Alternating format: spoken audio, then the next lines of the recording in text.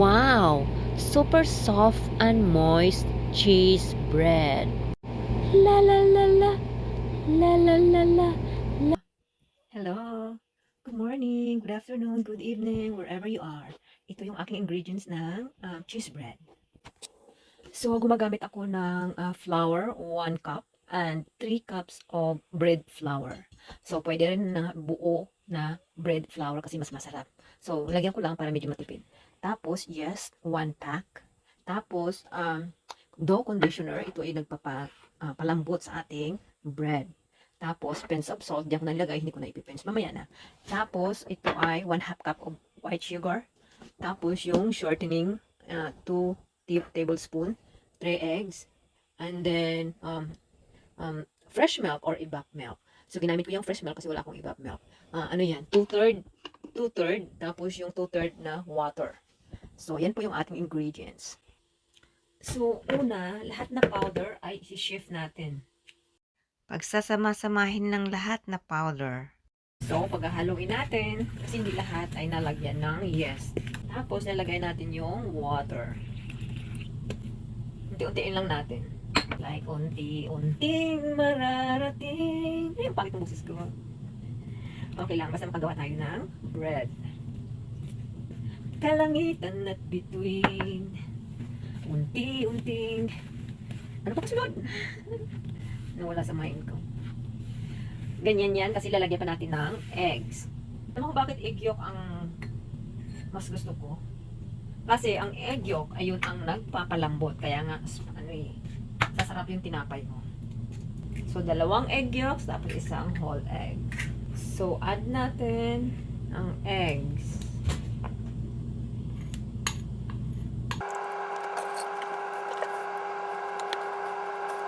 Ito yung natira nating water. Kasi unti-unti ko lang. Okay, this time we need to put here on our countertop. So, ibubuhos natin dito para madali ang ating pag-mix.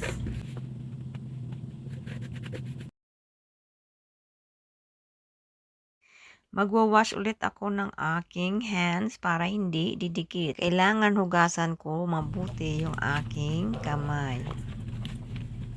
Nadikit pala to, kaya pala. Okay. Ganito pala yung technique. Ngayon ako nakagamit nito eh. Yung baking illustration. Ano ba to? Basta ganito, sapin, para madaling masabi. Sapin ko lang sa table. Okay. Lagyan ko ng oil yung kamay ko kasi mas madali siya. Tagal po ito gagawin yung ano-ano. Pero, satisfied talaga ako pag ganito na ako ang mag-need ng wok kaysa mag-mixer. Kasi ang mixer, ewan ko ba, hindi ako satisfied. Pero siguro kung may maganda kang mixer, okay. Kasi pag ganito, makikita mo talaga ang texture ng dough mo ay maganda. Kung maganda yung texture niya, maganda din ang kinalatasan. Kasi kung para pang may mababos-babos, pag dumidikit ang kamay nyo, lagyan nyo lang ng oil ang kamay nyo. At huwag nyo masyadong dagdagan ng harina kasi baka magdadry na yung inyong dough. At huwag kayong matakot, ihampas-hampas nyo yan. The more you hampas mo, the more gaganda ang texture. Ang bagal ko ninang to. Masakit sa balikat. So, yung nakikita mo parang ano na sila, nagdidikit-dikitan na sila, yung parang nag-mix na. Tapos i-add nyo yung shortening or butter. Mas gusto kong shortening kaysa butter. I don't know why. Parang matigas ang tinapay ko pag butter gagamitin. Pero pag shortening, malambot. Kaya huwag kayong matakot kung gusto nyo mag-bake. Umpisahan nyo na. Kasi walang perfect sa una. Kailangan pag-aaralan nyo yun. Di ba, nag-umpisa tayo sa kinder, grade 1, grade 2, hanggang tayo ay matuto. Pinipisil ko talaga ng mabuti para mapinong-pino. Makikita nyo yan sa una-unang magpuputol ako. So, ganito po yung texture niya, yung walang bubble. So, meaning, yan ay maganda na yung texture. Walang bubble naman. Pag nag-bread na yun, pag binake nyo na, di ba, nagkakaroon ng bubbles. O ito wala, makikita mo yan dito. At tapos, tingnan mo. kahit maganyan siya, hindi na magbe-break yung dough. Ganyan po dapat ang texture ng dough. Ayan po siya.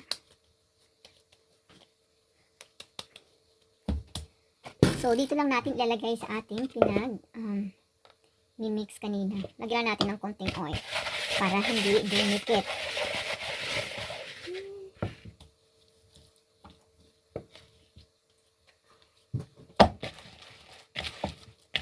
So, takpan lang natin. Let it rest for 1 hour and a half to 2 hours or double size for this.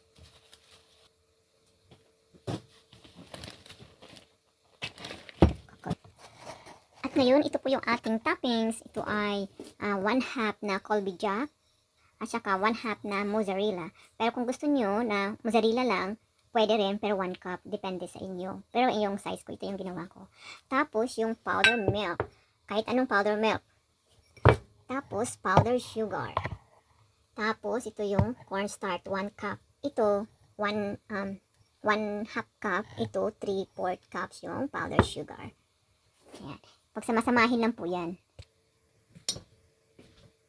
Tapos, yung butter, 1.5. I almost forget. Sorry. Okay, mix na natin yung butter.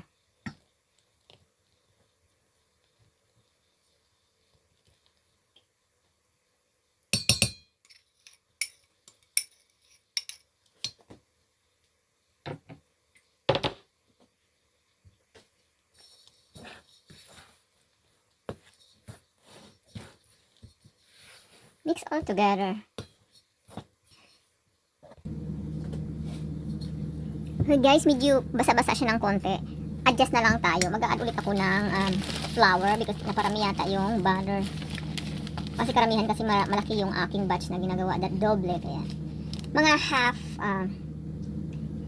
half cup siguro. Nakadalawa na to eh. So ayan. Kasi dapat yung itong toppings niya yung parang bilog-bilog. Alam mo yun na pag sinausaw mo dito yung bread ay didikit siya. Dapat mga ganyan mga ganyan siya. Tapos lalagay nyo lang sa ref para yung butter habang naghihintay kayo ng dough na pinapalsa ay yung butter ay parang buo-buo siya sa ref.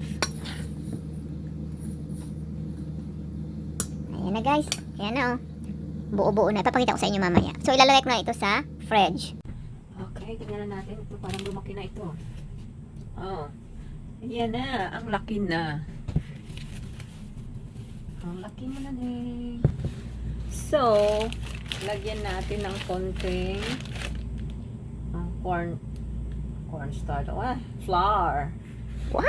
Para hindi lumikit yan mamaya. So, ito yun.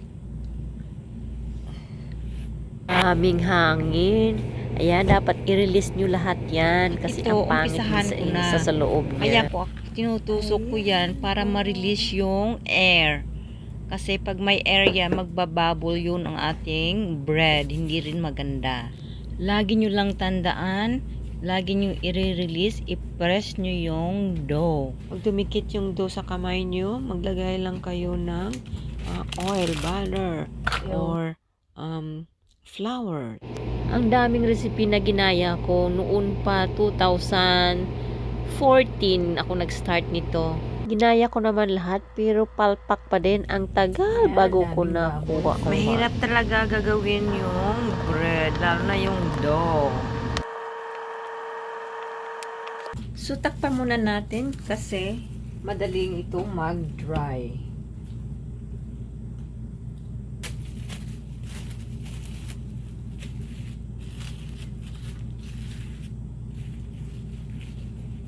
Habang yan nakatakip, ay unti-unti natin isa-isahin yung gagawin natin. Yun lang ilalabas ha. Umpisahan na natin at ito ay i-press natin yung dough to release the air.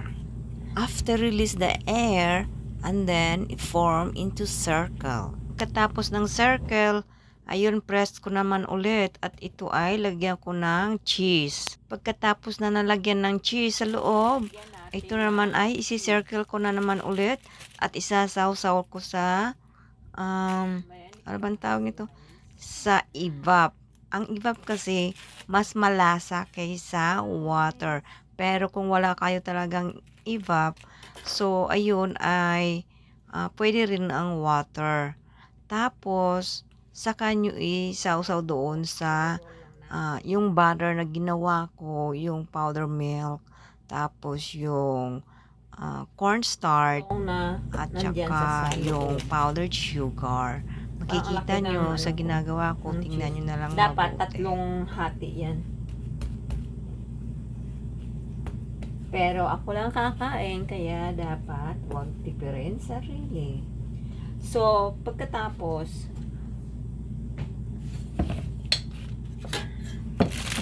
diba ito? So, dito,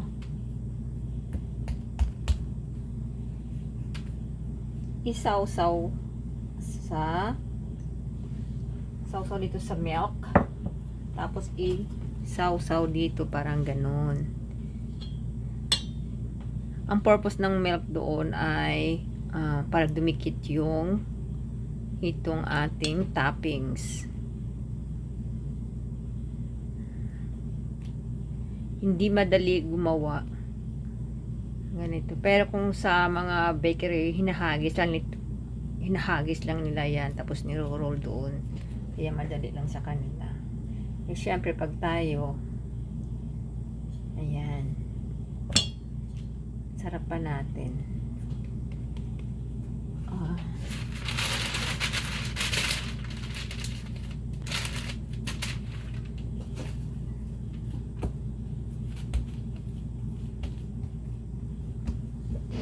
Tapos, ulit-ulitin ko lang yung ginawa ko hanggang ito ay matapos. Ayun, kung gusto nyo, depende sa inyo kung lakihan nyo yung cheese sa loob. Pero pwede rin walang cheese. Syempre, pag yung lutong bahay, kailangan sarapan nyo.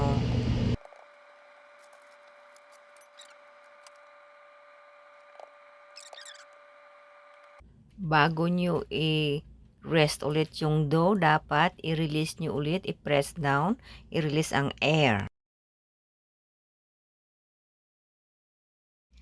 Pagkatapos niyan, pinipress ko. Ayan, para mag-release pa rin yung air. Huwag kayong matakot na i-press after nyo i-form. Bali, 12 pieces yung nagawa ko. Tapos, yung isa pang round, bali 7. So, bali lahat ay 19. Ready for bake and the temperature is 320 degrees. For 25 minutes. Sometimes depends sa bread kung gaano kalaki.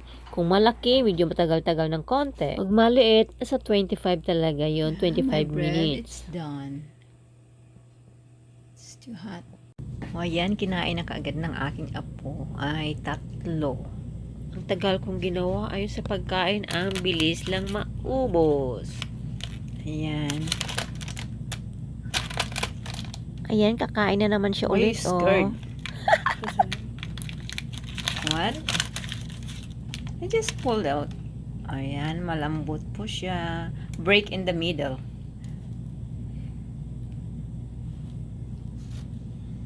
Ayan po, mayroong cheese. Malamig na yung aking bread, kaya takpan na ito para dalhin na ito bukas sa aking mga coworker na mga Pinay. Napakasarap ito isaw-saw sa kape na mainit-init. Ayan po ang aking bread. Yan, malambot. Crispy outside and soft inside. Please share my video and thank you for watching.